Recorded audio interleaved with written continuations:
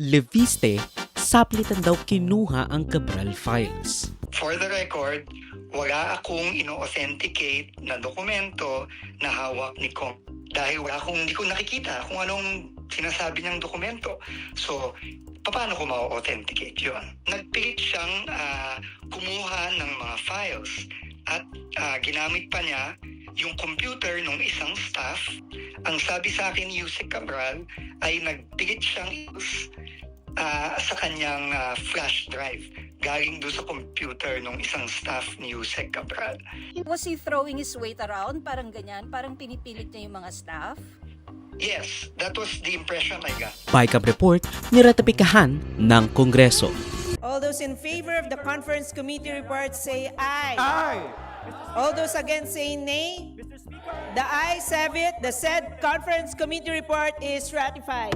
Majority Leader. Madam Speaker, I move to adjourn session until January 26, 2026 at 3 in the afternoon. Session is adjourned until January 26, 2026. I move that we approve and ratify the conference committee report on the disagreeing votes on House Bill number 4058. I so move. Any objection? Chair hears none. The conference committee report on the disagreeing votes on House Bill 4058 is hereby approved and ratified. Thank you, Mr. President. Leviste, hindi pinagbigyan mag-privilege speech. Says conference committee report. All those in favor of the all those against say nay. Mr. Speaker. 2026. Kumusta? I'm Ulysses Sorovor Joseph and welcome to News and Worthy Recap Weekly Edition number 136. We have thus covered since last week, so skip to the chances provided if it piques your interest and subscribe to the channel kasi wala namang masama, di ba? 2026 BICAM report niratapikahan Maifip at ayuda pork barrel raw.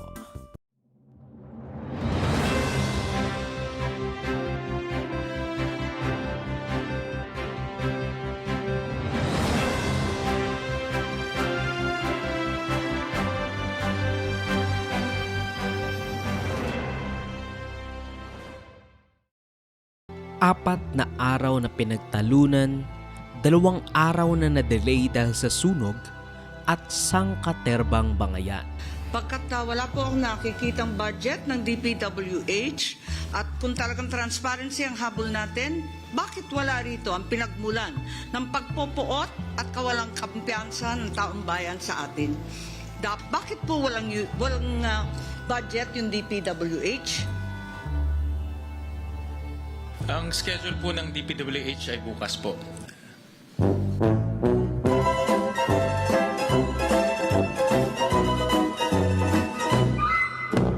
While the lots of people deny any talks ng isang reenacted budget for 2026, Hindi certified 13 itong bill.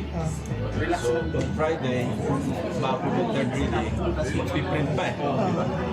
So, and then BICAM. So, malabo yung reenacted budget.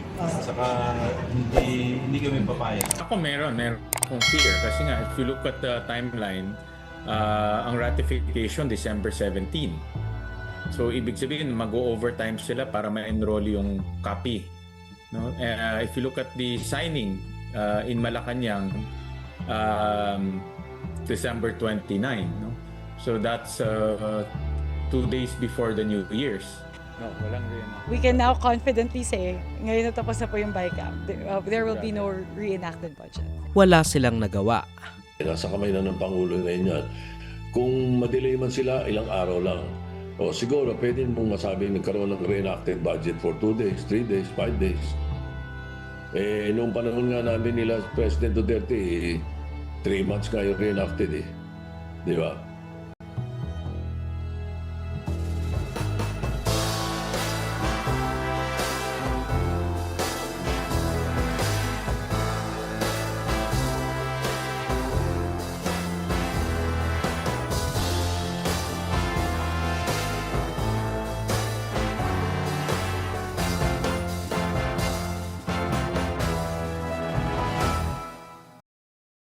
Tapos na at niratapikahan na via vivo voce ng Senado. I move that we approve and ratify the conference committee report on the disagreeing votes on House Bill number 4058. I so move. Any objection? Chair is none.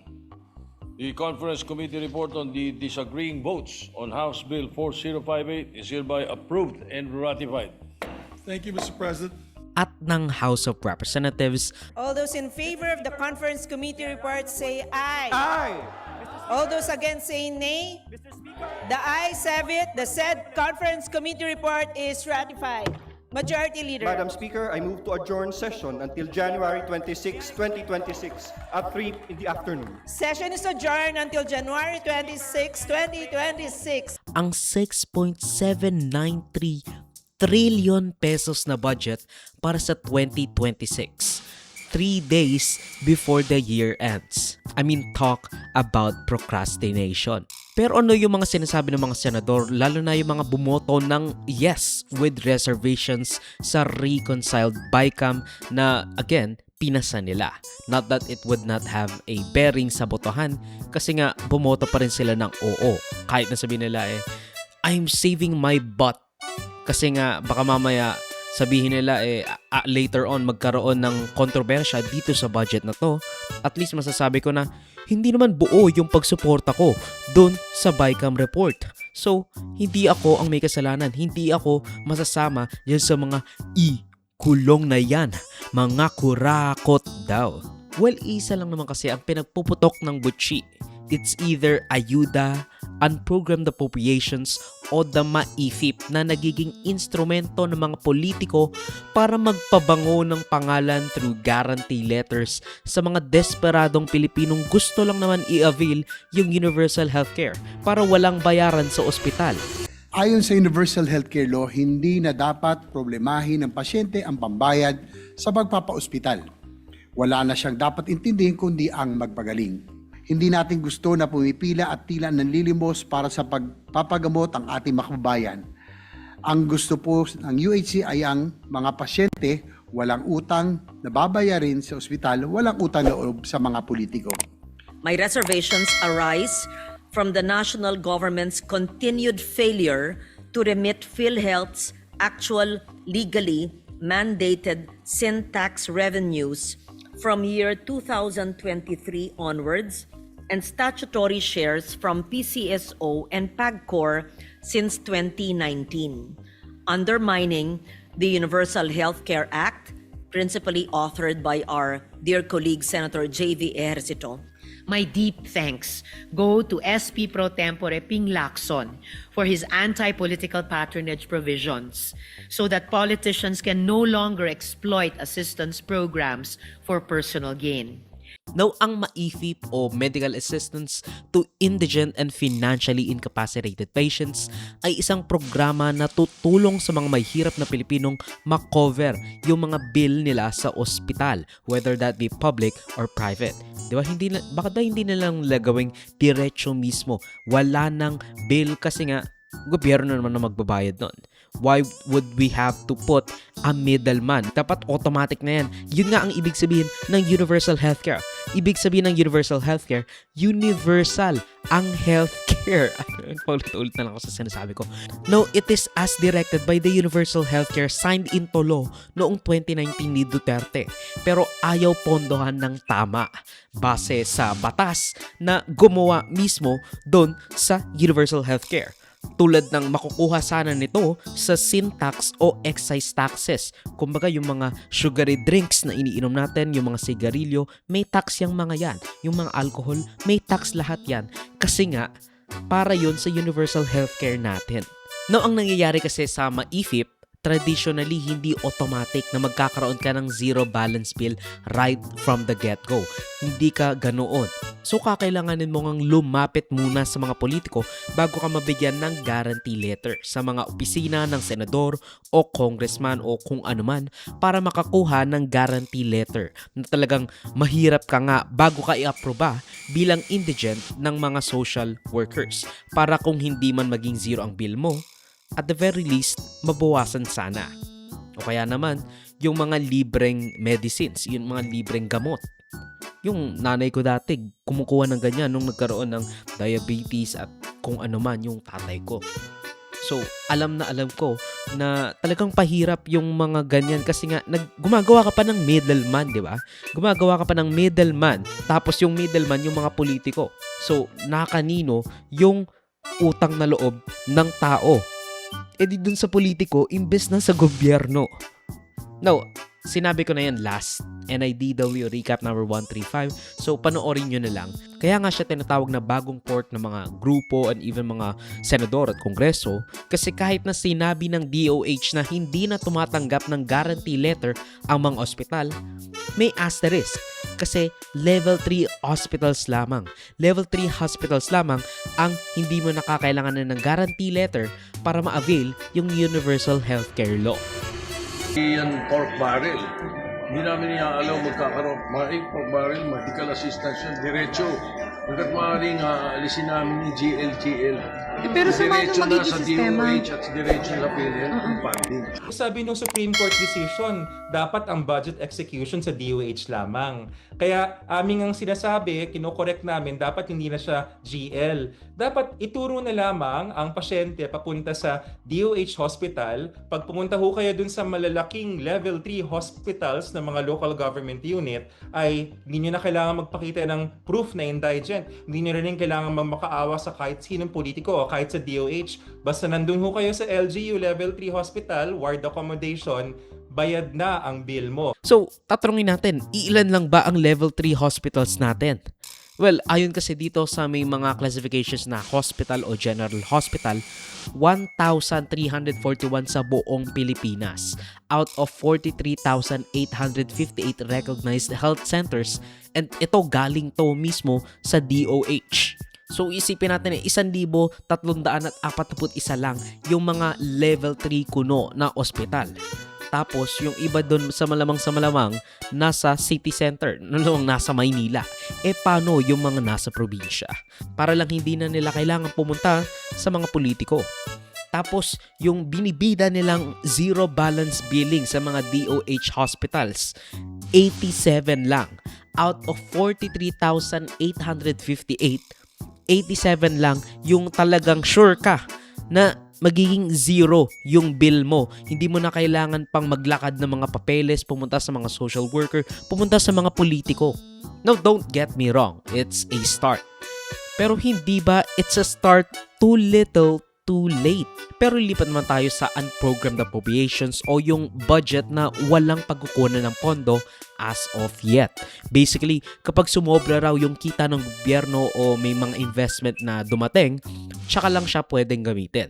Nilabanan niya ng minorya sa House of Representatives dahil nga ayaw nilang magkaroon ng line item sa budget na kung tutuusin, wala naman talagang pagkukunang pera. We ask that the honorable sponsor consider the following amendment: that all pertinent line items under unprogrammed appropriations with a total amount of 243,222,549,000 pesos be revised to zero. I now move to divide the House. For the information of the body, an aye vote sustains the motion to reject the amendment and a nay vote defeats it.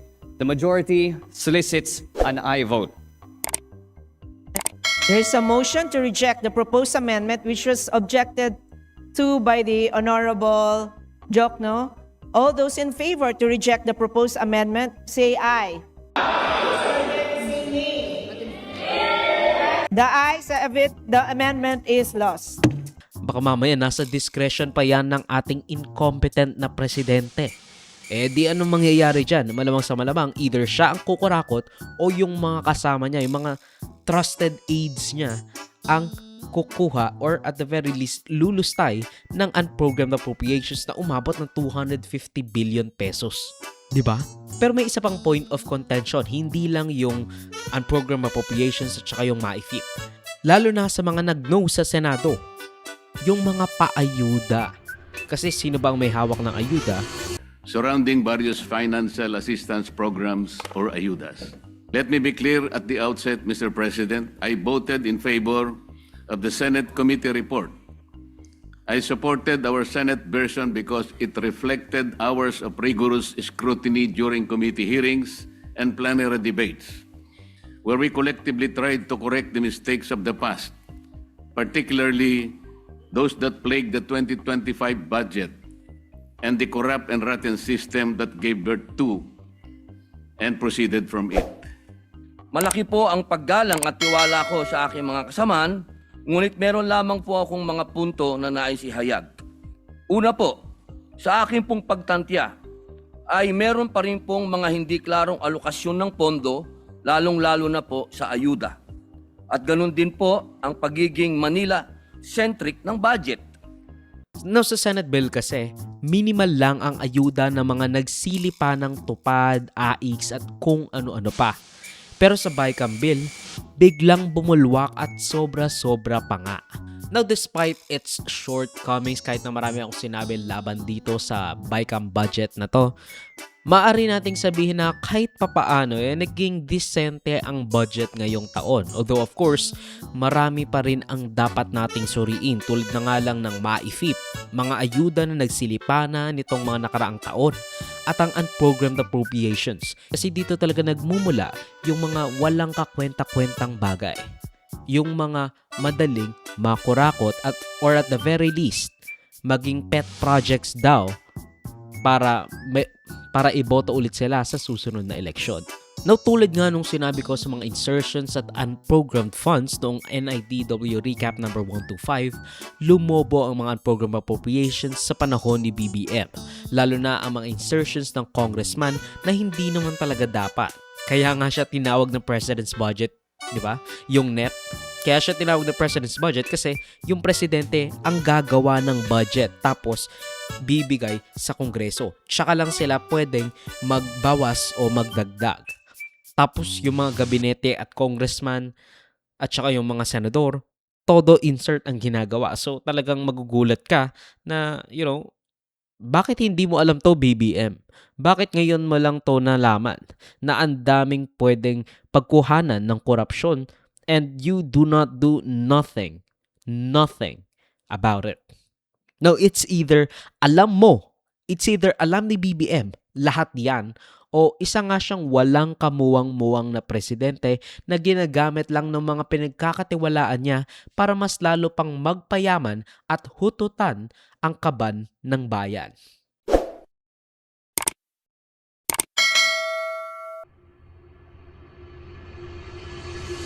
Leandro Leviste, ninakaw raw yung kabuang parties.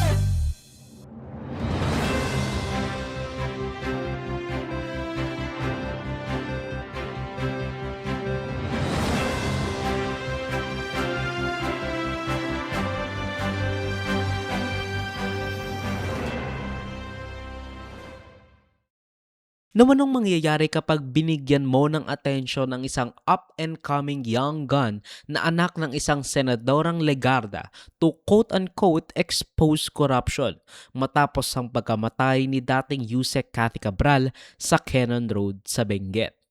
Session resumed. Majority Leader. Madam Speaker, we are in receipt of the Conference Committee report on the disagreeing votes on House Bill number 4058, the fiscal year 2026 General Appropriations Bill. I move that we ratify the said Conference Committee report. Mr. Speaker, all those in favor of the Conference Committee report say aye. Aye. All those against say nay. Mr. Speaker, The ayes have it. The said Conference Committee report is ratified. Majority Leader. Madam Speaker, I move to adjourn session until January 26, 2026 at 3 in the afternoon. Session is adjourned until January 26, 2026 at 3 p.m. Pareho sa mga pagkakataon na magsalita ngayong araw ay hindi pinagbigyan dahil kung hindi yung po nakita, wala pang kalahating minuto, nagbukas ang deliberations on the bill, tapos in-adjourn ang session. Ang MOOE budget ay itinaas ng 7.8 billion pesos. Kaya in some ways po maaari nating sabihin na ang itinaas ng Kongreso para sa sarili ay napupunta balik sa mga nag-decide na itaas ang sariling budget. Kaya I think through the parties. So may 2 million nga na Christmas bonus? Kasi sabi ni Kong Erisi wala. baka sa minority po wala. Kaya nga, ang panawagan ko, transparency. Hindi. Yung sinasabi niyan, 20 million a year. Majority. Hindi.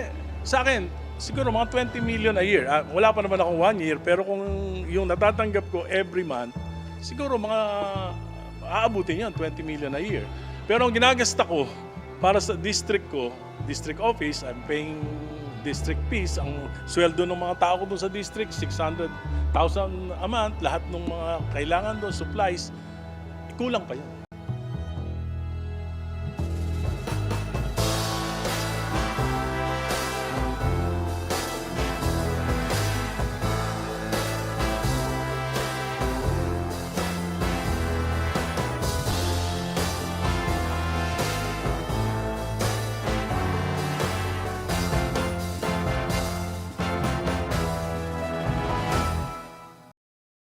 Now, fresh off the high ng pagpiyesahan niya ang pagkamatay ni dating DPWH Undersecretary Cathy Cabral, saying he'll release the Cabral files which would implicate the entire government, simula sa gabinete, sa mga congressman, sa mga senador, at sa mga pribadong individual daw.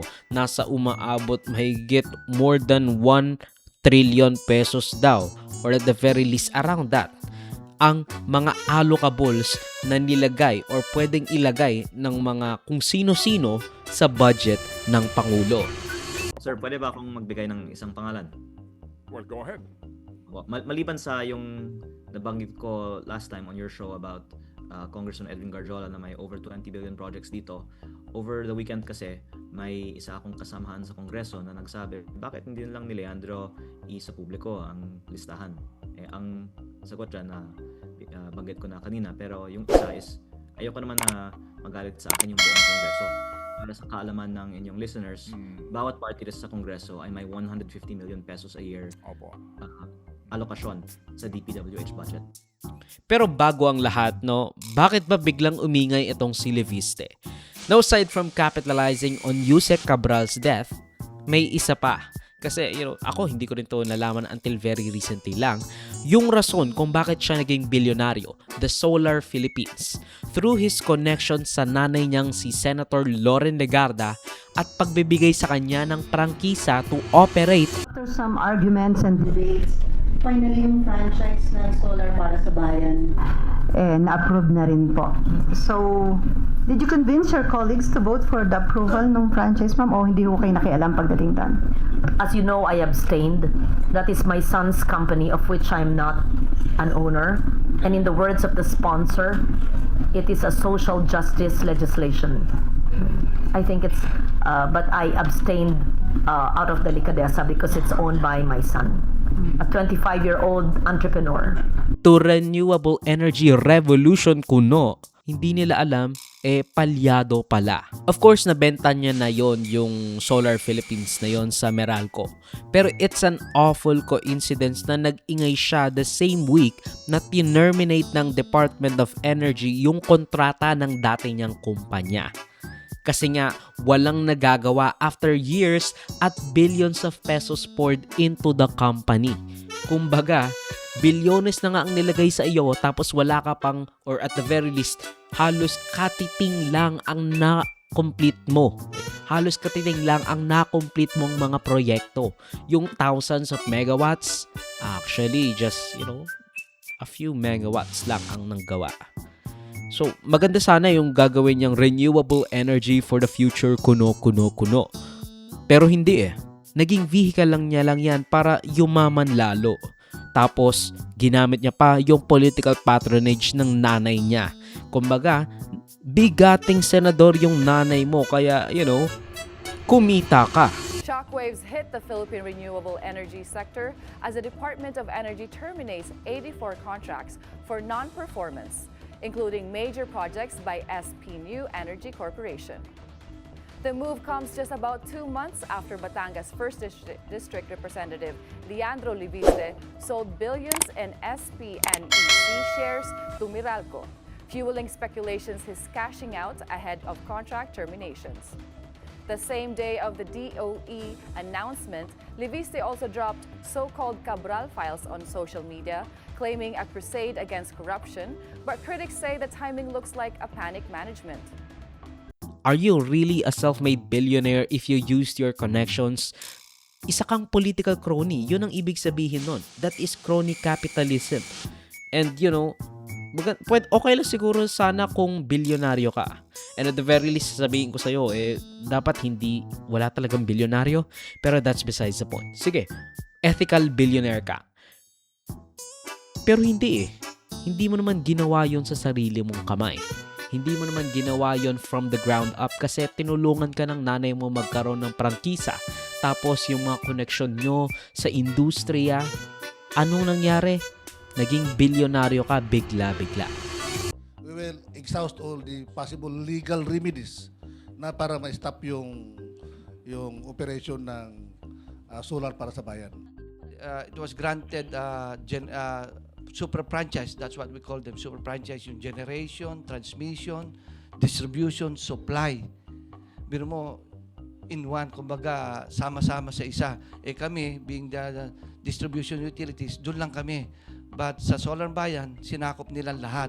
Yes, we've been praying for that. Sana mabito at para mapag-aralan natin gusto at this time sana ma-involve kami. Kasi for the longest time, hindi kami nasasama sa deliberation yan and hindi kami na-invite. We are not totally against of the Solar para sa Bayan Corporation. But what we are trying to say, na sana dumaan ito ng due process at saka napabigyan ang mga players to participate on this bill. Pero ang nangyari, this was railroaded Nung sinabi niyang i-release ko yung Cabral files, he backed down, saying DPWH Secretary Vince Dizon should be the one to release it as he demands more attention.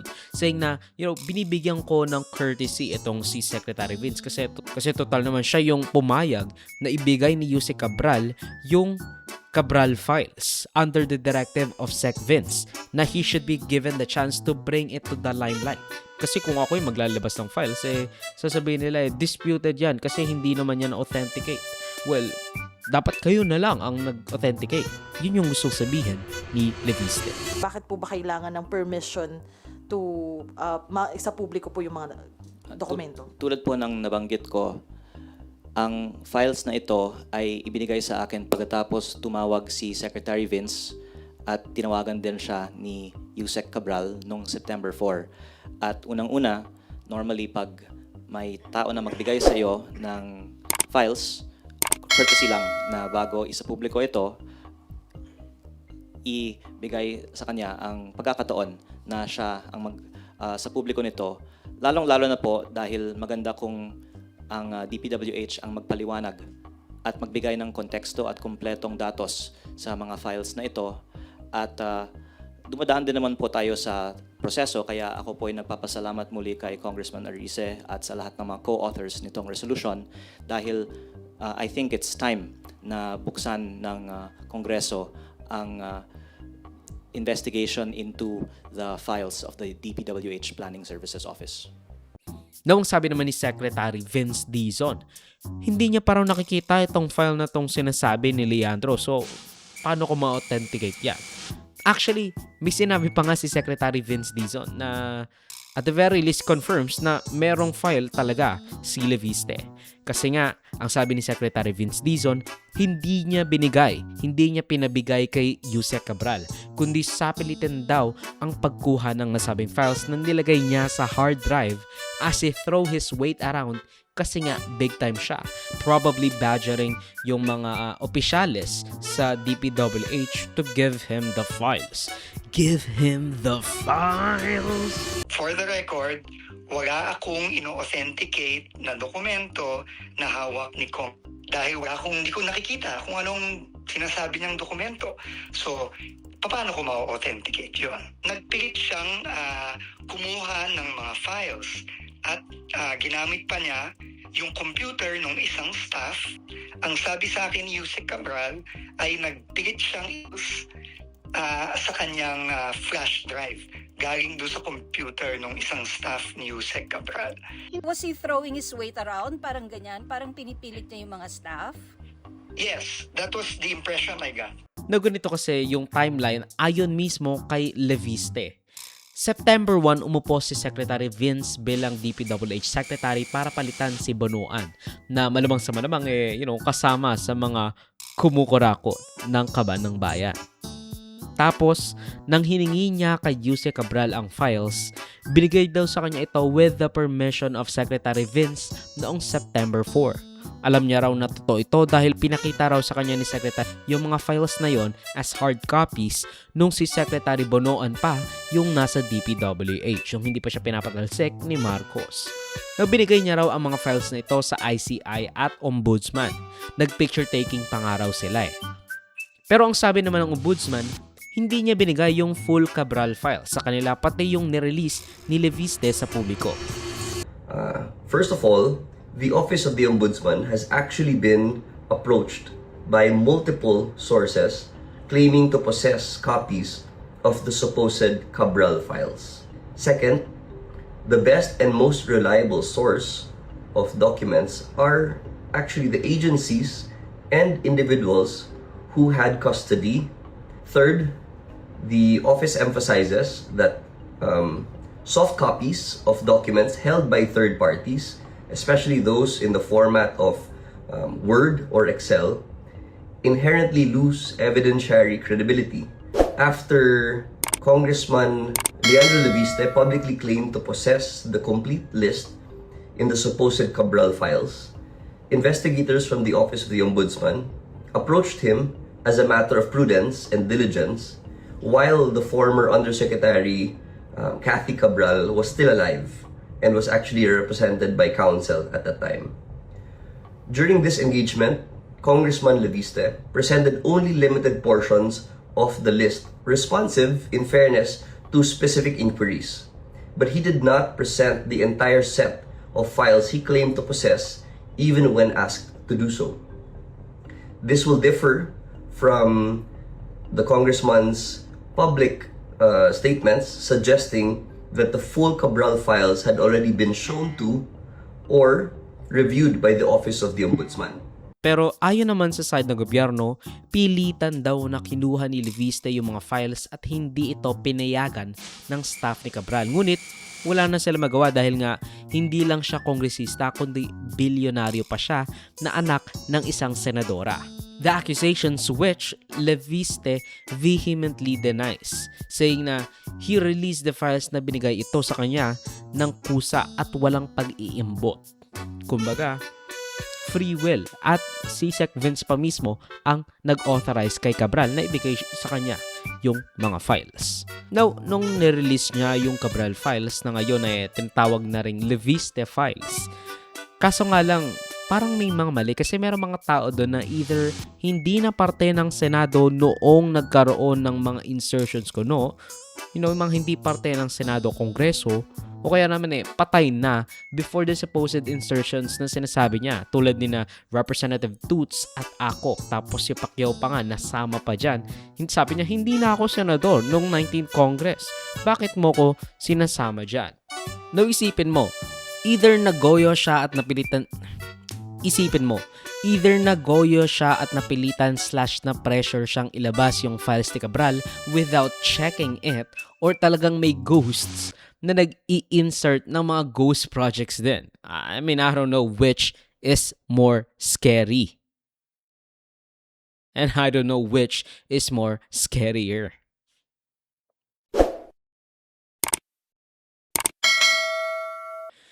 At yan ang pagtapos ng News Worthy Recap Weekly Edition for roughly the first week of January 2026. Mag-suggest more topics and or corrections to the balitas if you feel I misrepresented them in any way. Salamat sa panonood mga kabayang of me. Like, subscribe, and follow my links and socials and of Joseph that would be linked down below. Sa susunod muli, of course, paalam. Palo!